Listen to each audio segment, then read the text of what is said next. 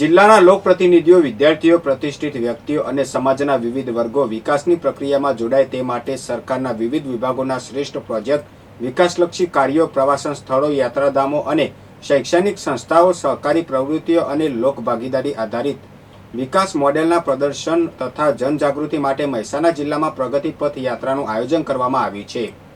Mehsana collector કચેરી ખાતેથી આ પ્રગતિ પથ યાત્રાને લોકસભા સાંસદ હરિભાઈ પટેલ, મહેસાણા મહાનગરપાલિકાના મેયર સોનલબેન ઓઝા, ઊંઝા ધારાસભ્ય કિરીટભાઈ પટેલ, અગ્રણી ગિરીશભાઈ રાજગોર, મહાનગરપાલિકાના ડેપ્યુટી મેયર રમેશભાઈ રાજપૂત, નિવાસી અધિક કલેક્ટર મયંક પટેલ સહિતના મહાનુભાવોએ લીલી ઝંડી આપીને પ્રસ્થાન કરાવ્યું હતું. આ પ્રગતિ પથ યાત્રા આજે મહેસાણાથી એપીએમસી ઊંઝા, ઉમિયા માતાજી મંદિર, તારંગા જૈન મંદિર અને ધરોઈ ડેમથી મહેસાણા પરત આવશે. આ પ્રગતિ પથ યાત્રાના માધ્યમથી વિવિધ મહાનુભાવો જિલ્લાના વિકાસ પ્રકલ્પો અને યાત્રાધામોની મુલાકાત લેશે.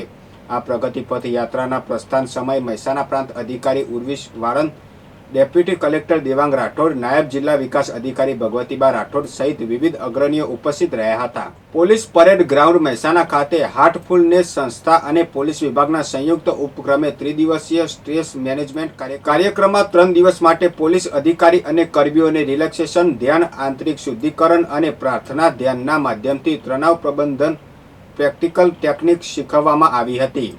પોલીસ વિભાગ માટે આયોજિત આ કાર્યક્રમમાં 125થી વધુ લોકોએ ભાગ લીધો હતો. આ કાર્યક્રમમાં નાયબ પોલીસ અધિક્ષક J G Sheikh, police sub inspector Parmar તેમજ હાર્ટફુલનેસના ટ્રેનર સુરેન્દ્ર અગ્રવાલ, મુકેશ પટેલ અને પદમસિંહ કાન્યાલ ઉપસ્થિત રહ્યા હતા.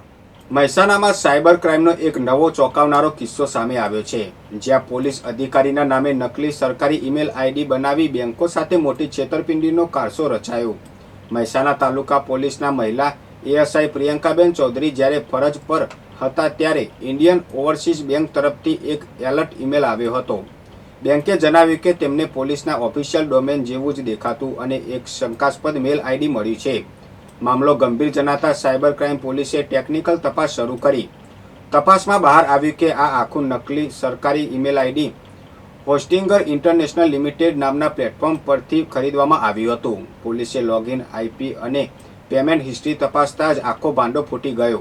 1 એપ્રિલના રોજ ઋષભ પટવા નામના શખ્સે પોતાના પર્સનલ જીમેલ અને મોબાઈલ નંબરનો ઉપયોગ કરીને આ ફેક આઈડી ખરીદ્યું હતું, જેથી તે બેંકોને ડરાવીને ખોટા રિફંડ મેળવી શકે. બેંકોને ગેરમાર્ગે દોરી મોટી નાણાકીય છેતરપિંડી કરવાના બદ ઇરાદા બદલ મહેસાણા પોલીસે ગુનો નોંધી આરોપીને ઝડપી પાડવા ચક્રો ગતિમાન કર્યા છે. સાયબર ગુનાઓથી બચવા માટે હંમેશા સજાગ રહો.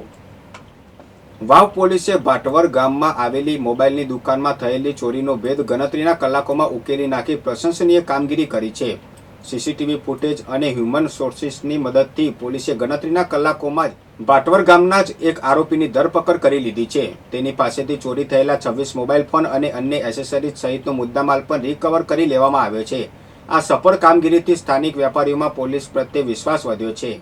કેન્દ્ર સરકારની મહત્વાકાંક્ષી યોજના national mission on edible oil અંતર્ગત Vijapur farmer producer company limited ખાતે પ્રમાણિત બિયારણ વિતરણ અને ખેડૂત તાલીમ કાર્યક્રમનું ભવ્ય આયોજન કરવામાં આવ્યું હતું. આ કાર્યક્રમમાં વિજાપુર અને આસપાસના ગામોમાંથી 120થી વધુ પ્રગતિશીલ ખેડૂતોએ ઉત્સાહભેર ભાગ લીધો હતો.